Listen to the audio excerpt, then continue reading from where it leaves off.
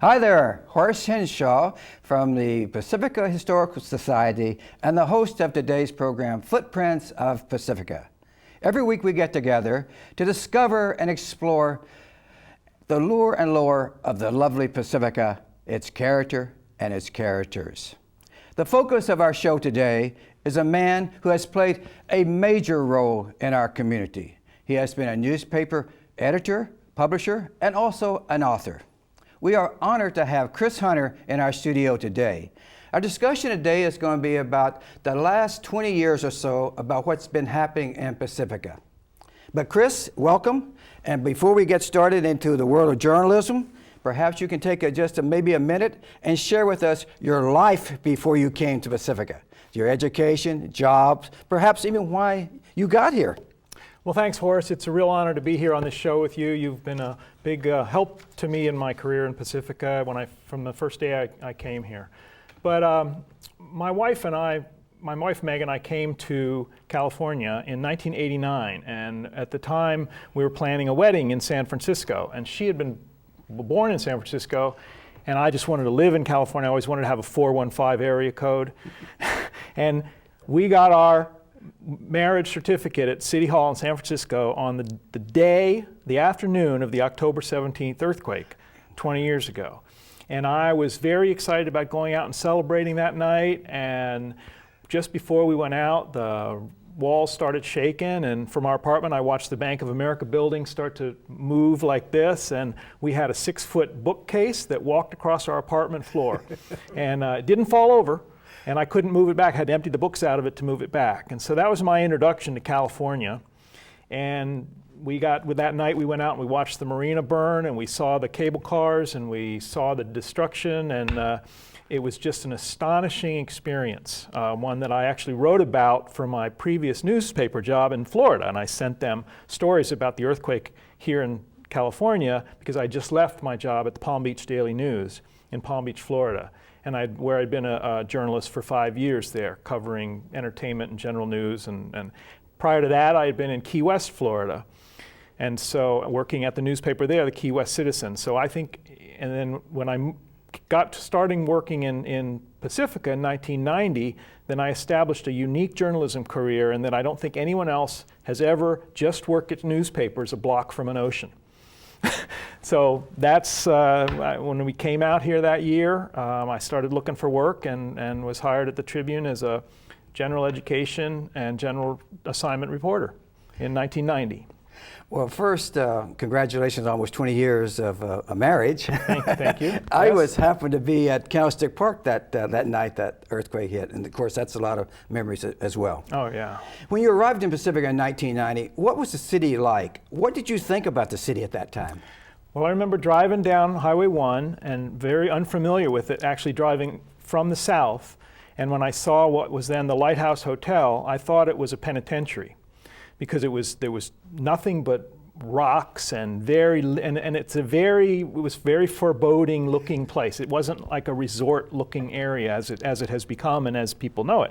And to be completely naive to what Pacifica was, I didn't realize that it was a city, because people go through Pacifica, not to Pacifica. And I did the same thing when I first moved out here, until I came to work here and started to explore the valleys and the hidden nooks and crannies, and the fact that there's 40,000 people living in this unique bedroom community of San Francisco and the peninsula. And you mentioned that you got your first job as a general reporter here in Pacifica. What drew you to the Tribune? How did you actually know about the Tribune itself? Well, they had a job opening, and I was researching employment in the area and had gone to interview in Redwood City for a Redwood City Weekly Tribune, and then interviewed here at the Pacifica Tribune, and it seemed like a more interesting match with the skills that I had at the time, coming from a community journalism in a very unique town in Florida, to do journalism in an equally unique, although from a different perspective, town in California. Now you mentioned you covered almost everything while you're working at the Tribune. How did it come about that you were named the editor and publisher? And at that time, who owned the paper? Well, the Pacifica Tribune, when I started working in 1990, was owned by an investment banker from Texas named Richard Smith.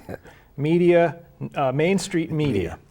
And he had the anticipation that the paper would blossom into perhaps a coastside, Half Moon Bay kind of Pacifica advancing paper. And the year after he bought it, the largest advertiser in Pacifica went out of business, which was the Ed Cordero Chevrolet.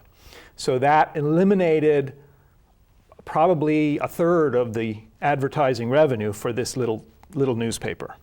And for 10 years, Main Street Media, throughout the 90s, tried to recover the advertising base from these major losses, the Ed Cordero and other business. Pacifica is not famous for its strong retail sales outlet. And most newspapers need furniture stores or car dealerships, big ticket items. And so we were cobbling together advertising base for the 10 years after Ed Cordero disappeared out of knick-knack stores and small stores and lovely little Pacifica stores, but no major. And then in 1999, Richard Smith decided to sell the newspaper, and it was the one point in my life where I thought I might try to buy this newspaper, but he did not want to have any kind of financing. So a major newspaper group wrote him a check and bought the newspaper from him. And that was in 1999. And to answer the other question, as the economy shrank and the revenues for the newspaper shrank, I found myself in a unique position of working really hard and getting promoted. And I would be so thrilled, it would take me several months to realize that I still had my old job each time I got promoted. And so when I started working in the Tribune newsroom, there was... Except sports. I will tell you that you continued to do sports. But there was about 10 people doing the work in 1990 in the newsroom that 3 people ended up doing by the 2000. And we continued to put out a product that the public continued to enjoy in Pacifica, but it became harder and harder and harder because we had fewer and fewer resources. And I want to say that not only on behalf of Bill Drake, but on behalf of myself and currently Elaine, the work that you've done in sports, because you are such a sports fanatic and community journalism fanatic, you've been able to provide a lot of assistance to this local newspaper, even though you worked for the post office all those years. And it's been fun to do. You know, I tell people, I not only wrote about the sports, I lived the sports, and it worked out pretty good. Well, you know that revenue base you just talked about, it's the same today as it was 20 years ago. There's no revenue base here at all. And so looking at that through the eyes of a news media person, what in your opinion, and how has Pacifica changed over the past 20 years? Well, Pacifica has managed to maintain its unique quality of beauty. Scenic Pacifica is the nickname for Pacifica. It still is. You can meet people who virtually, and since I am now one of the 70% of the workforce that leaves Pacifica every morning to work outside of Pacifica, I've met a lot of people who live in Pacifica and know virtually nothing about the city. So the theory, and I think this is true, is that there's about 5,000 people in this 40,000 person town who are very active and very involved, and it creates that small town favorable quality that people love so much about Pacifica. But there are many, many people who are not involved in anything. And it used to be children were the glue of Pacifica in the school district. There are less than 4,000 children going to elementary schools in Pacifica now. There used to be 11,000 children going to 15 schools. There's 4,000 going to about 7 schools now. Correct. So that's been a big change. Just in the 20 years I've been here, several schools have closed. Crespi School closed and was torn down, and housing was put up. That was pretty much one of the first things that happened when I started working here. And I saw the contraction of the school district, and in a way that eventually it went from Laguna Salada School District, which included schools in San Bruno, to the Pacifica School District, which just is restricted to the people in Pacifica. And that was a big change in this, and it changed a lot. And then in the school, the public supported a bond measure that paid for the renovation of the school buildings so that they looked beautiful, and they look beautiful and are fantastic, and people should be very proud of that. But they still have the problem of, how do you pay the teachers enough money? And let me just point out that the elementary school district is the largest employer in the city of Pacifica. Yeah. And that says something else, and I don't think that's changed at all. No, it's still the same. That and the largest business every school day is Terra Nova High School. The largest single business. Incredible, isn't that? And so that says something about a town. There's no downtown. There are individual strip centers and some shopping malls. Safeway grocery stores, the largest retail sales tax generator in the city of Pacifica. And since the car dealership went out of business, Right. and remember, they don't even tax food, so it's all the knickknacks that people buy at the Safeway. So answer the question there. Why is the slow growth then? Why we're not coming back? And in your opinion, the struggle of growth versus development. What's a concern there? Well, it is a unique situation in Pacifica, and I. Partly it is because this is a bedroom community that people don't really like to admit that it's a bedroom community. And that means that people don't need a lot of shopping here because there's so much shopping, and you can be in downtown San Francisco in 15 minutes from Pacifica, the big selling point. People really don't need to shop in Pacifica except for their groceries. And so it's evolved to that's what they get to shop for. And the whole slow growth issue is a political hot potato in Pacifica over the years, but ultimately the majority of people in Pacifica like it just the way it is. Even if there are lots of people who wish it was different, and we are a majority rule country, we're a majority rule city, and when it comes to votes, and I always used to tell people, it doesn't matter what you think, you just look at the way people vote. Time after time after time, and what wins the day, you have to say, well, that's the way that community feels. That's the way it wants to be. And do you think that will ever change, though? Well, certainly not in the middle of this recession. Yeah.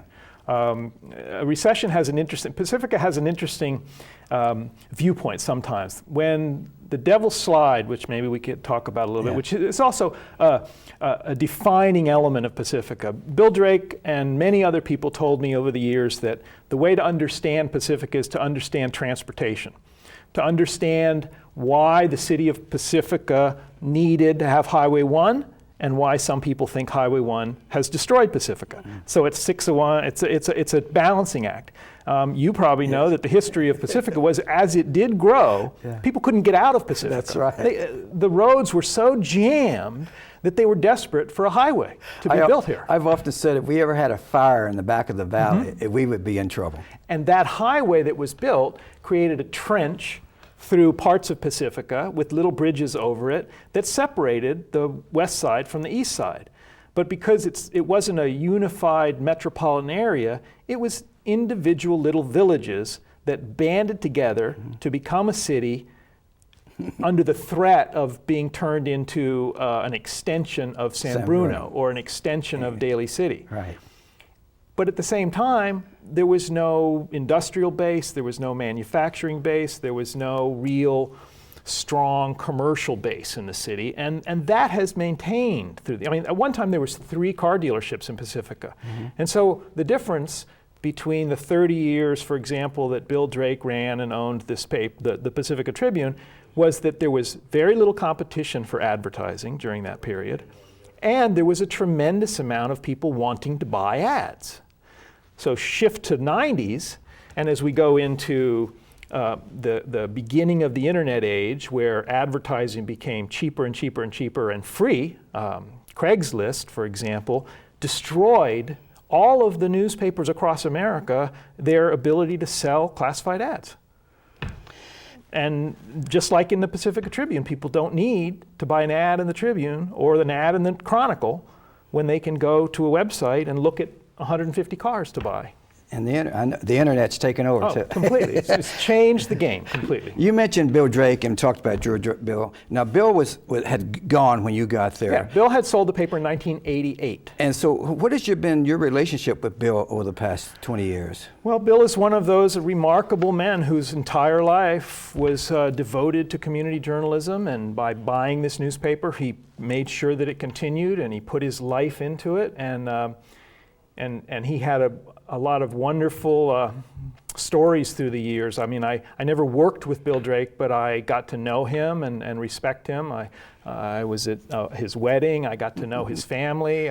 We would always have talks about journalism, and he was a perfectionist and a hard worker who spent 70, 90 hours a week putting out the paper. And I used to say, I only spent 65 hours a week working. Well, one thing you shared with him was that you and Bill co-authored this book several years ago. How did that come about, Bill?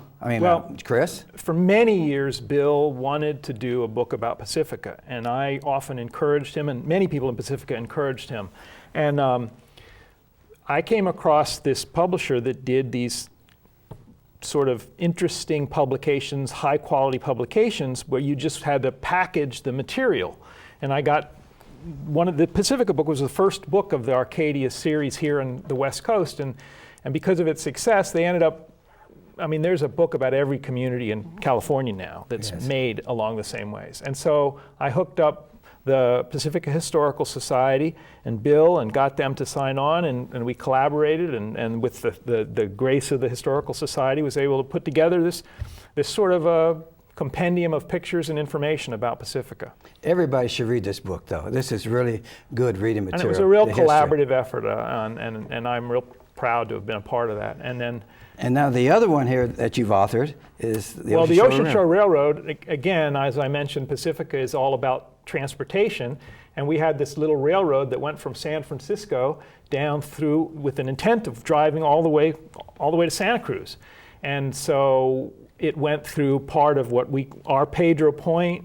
It's a very interesting rail story, and this book has been very successful all across the country, because whereas people pretty much only buy the Pacifica book if they're living in Pacifica, but there are rail enthusiasts all over the country.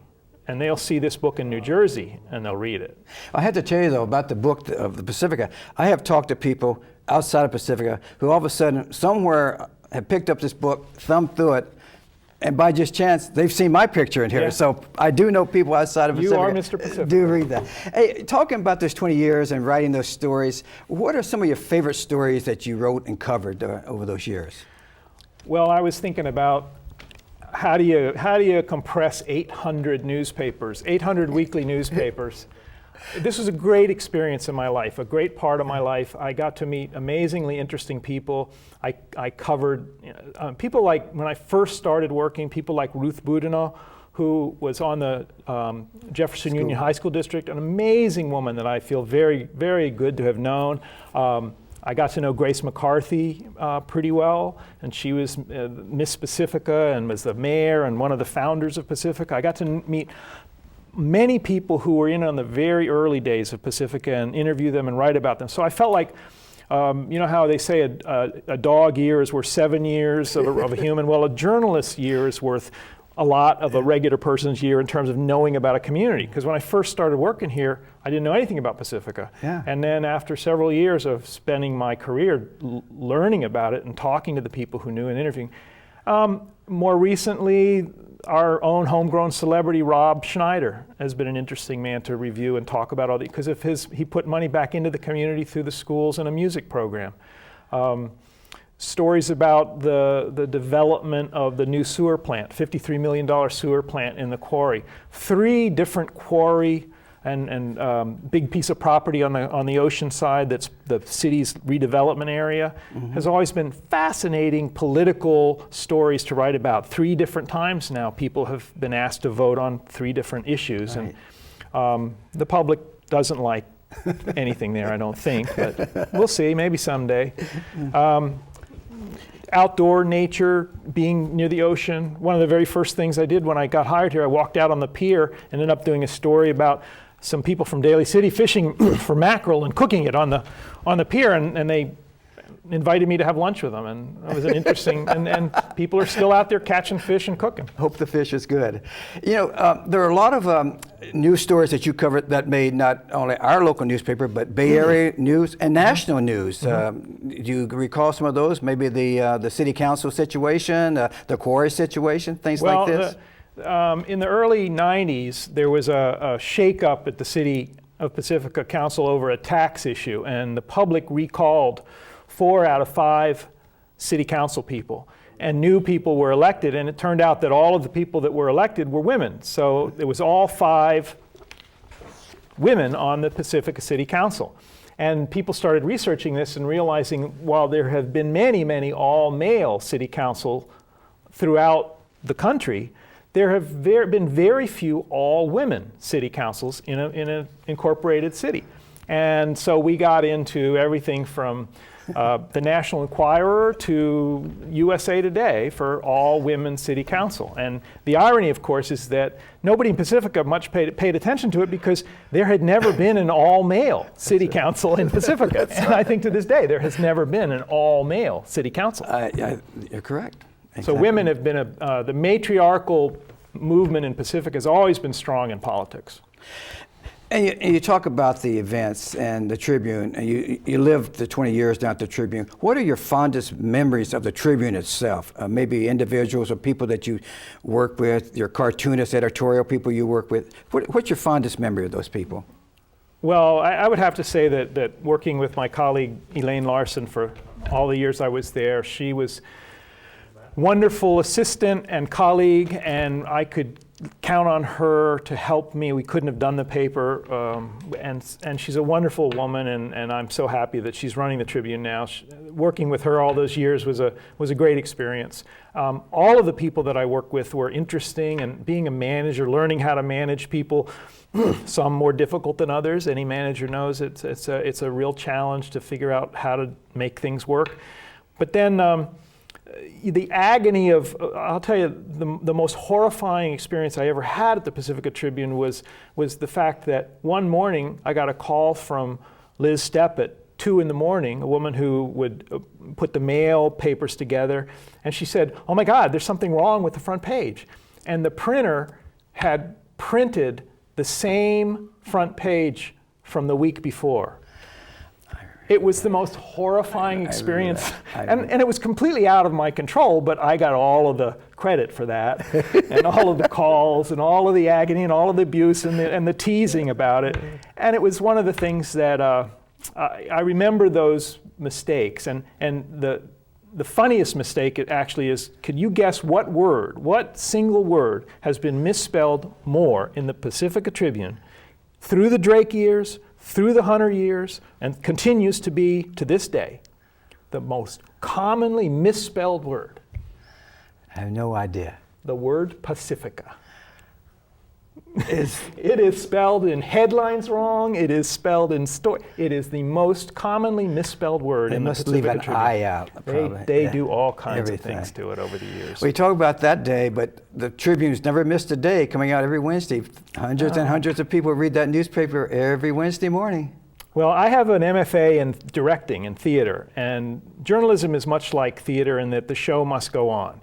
You have deadlines, and you have to have a product. You have to have it out there. If you're throwing stuff at the wall, you cannot have nothing happen. That's right. And so sometimes there would be an accident at the last minute, and we'd get a picture of it, and we'd have an interesting front page and a lot of political stories. Yeah. You just never know, and that's the thing I love, and I think most people love about journalism, and particularly community journalism, because you're up to your eyeballs in the people that you're writing about, and that is, it's so interesting, and you never know from day to day what's going to happen.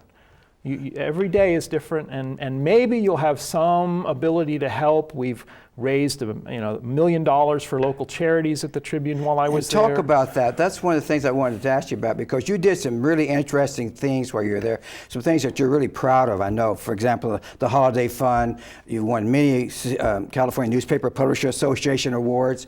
You even sort of like deputized the public to come in and write stories, to start writing stories for us. Well, partly because I didn't have the same staff that was there in the early 90s.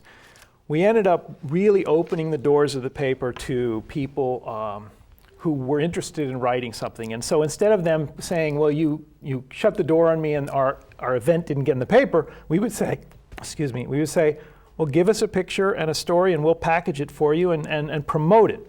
So the job of the Pacifica Tribune, job of a community newspaper is to make sure that people who read it, their life is going to be better because they live in Pacifica, know what's going on. And I think we were successful in doing that and following in the footsteps of Bill Drake, who did that for 30 years. And Elaine carries on that tradition now. And it's important to make sure that the people have a buy-in with the newspaper. And talk about the holiday fund, though. That was really your baby.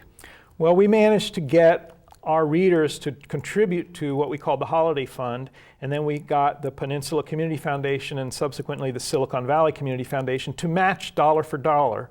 And then instead of sending those donations outside of Pacifica, we were allowed to distribute them locally to the Historical Society we gave money to the Pacifica Library Foundation, which I was one of the charter founders of, and the Pacificans Care Group and other charities that we were able to sort of breathe some life into these local charities and help them out and give them $10,000 to $15,000 a year. And so over the course of 10 years, we distributed about $1 million. Incredible. When 2007, Chris, you decided to put your pen down or your computer away and head out of Pacifica to take on another task. What happened? Why did you decide to leave journalism? Well, as you know, journalism as an industry is changing. And because I did not own the newspaper, I felt like I had done everything that I could do and was very concerned about my own future and my family's future. And out of a clear blue sky, I was invited to work for Congressman Tom Lantos, from him personally. And it seemed like an exciting and interesting opportunity, and for a lot of reasons, it made sense at the time, and it had nothing to do with disliking my job. I wasn't looking to change careers, but I ended up changing careers. And your present job now? Well, when the congressman died, I was unexpectedly unemployed, and so I have managed to find another job, and I work for San Mateo County Board of Supervisors. And so I'm still involved in being a legislative aide for government affairs. Well, Chris, we're coming to the end of our show, but there's one question I want to ask you that's been on the mind of a lot of people, whether you're a golfer or a non-golfer in this city. What's your take on the saga of the Sharp Park Golf Course today? Well, I've written about the golf course in the past. I've taken pictures of foxes and animals and golfers and done stories about it. People forget that the golf course is owned by San Francisco, and they will decide what happens to it, and I think it should stay a golf course. Well, that's all the time we have today. We want to thank Chris Hunter for joining us. And if you want to get involved with the Pacifica Historical Society and our many projects, our address is Box 752, Pacifica 94044.